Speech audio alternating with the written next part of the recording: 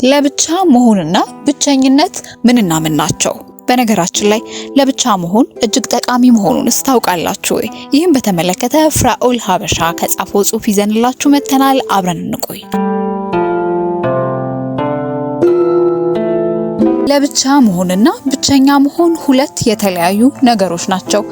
በተለይ እድሜያችን 30ዎቹን ሲሻገር አብዛኞቻችን የጓደኛ ቁጥራችንን እንቀንሳለን። የጓደኛ ጋጋታውን፣ ሆይሆይታውን እንዲሁም ከብዙ ሰዎች ጋር ውሎ ማደር እናቆማለን። ሁላችንም በቀን ውስጥ ቢያንስ ከ3 እስከ 4 ሰዓታት ያህል ለብቻችን ሆነን ከራሳችን ጋር ጊዜ ማሳለፍ መቻል አለብን። ለብቻችን የሆኑ ሰዓታትን ስናሳልፍ አእምሯችን እጅግ ብሩህ ይሆናል። የፈጠራ አቅማችን our creativity skill በጣም ይጨምራል። ለብቻ መሆን ሶሻል ፕሬዠር እንዳይኖርብን ያደርጋል። የፈጠራ አቅማችን እንዲሁም our productivity በጣም የሚጨምረው ለብቻችን ስንሆን ነው። Many people find their best idea, insight and a problem solving breakthrough when alone።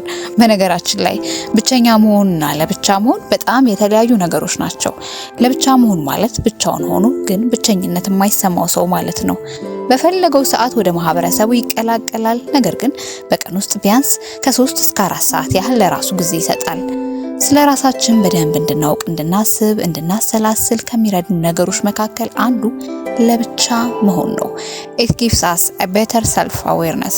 ሌላው ደግሞ እጅግ የተረጋጋን ሰዎች እንድንሆን ይረዳናል። በተለይ ደግሞ እንደኛ አይነቱ ኢንትሮቨርት ካራክተር ያላቸው ሰዎች አብዛኛው ጊዜያቸው ለብቻቸው ሆነው መጽሐፍቶችን በማንበብ ዶክመንተሪዎችን በማየት እንዲሁም ሌሎች አክቲቪቲስ ማከናወን ከሶሻል ኦብሊጌሽን እንዲሁም ከኮንስታንት ስቲሙሌሽን የጸዳ ውሎ እንድናሳልፍ ይረዳናል። ለብቻችን ስንሆን ዲስትራክት የሚያደርገን አካል ስለማይኖር ምርታማ እንዲሁም የተሳካ ጊዜ እናሳልፋለን። ስለ ራሳችን በደንብ እንድናውቅ ሰልፍ አዌርነስ እንዲኖረን የሚረዳን ለብቻችን ስንሆን ነው። ከሰዎች ጋር አሪፍ ግንኙነት የሚኖረን በቀን ውስጥ ቢያንስ ለትንሽ ሰዓት ያህል ለብቻችን ስንሆን። ብዙ ሰዎች ለብቻቸው መሆን ይፈራሉ። ነገር ግን ለብቻ መሆን ማለት ብቸኛ መሆን ማለት አይደለም። ለብቻ መሆን መርጠን ስናደርገው ነው። ለምሳሌ በቀን ውስጥ ከ1000 ሰዎች በላይ ጋር አብሬ ማሳለፍ እችላለሁ። ነገር ግን ከ1000 ሰዎች ጋር ማሳለፍ ምርጫዬ ስላላደረኩ በቀን ውስጥ ለ3 ወይም ለ4 ሰዓት ያህል ለብቻ ይሆናለሁ።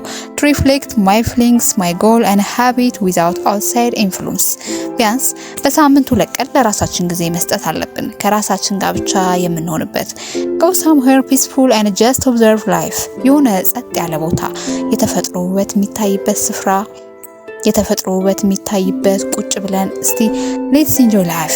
የባህር ዳርቻ ሊሆን ይችላል፣ ተራራ ላይ ቁጭ ብለን ሊሆን ይችላል፣ ወይም ጫካ ውስጥ ጸጥ ያለ ስፍራ ላይ በሳምንት 1 ቀን ሄደን ከተፈጥሮ ጋር እንቆራኝ።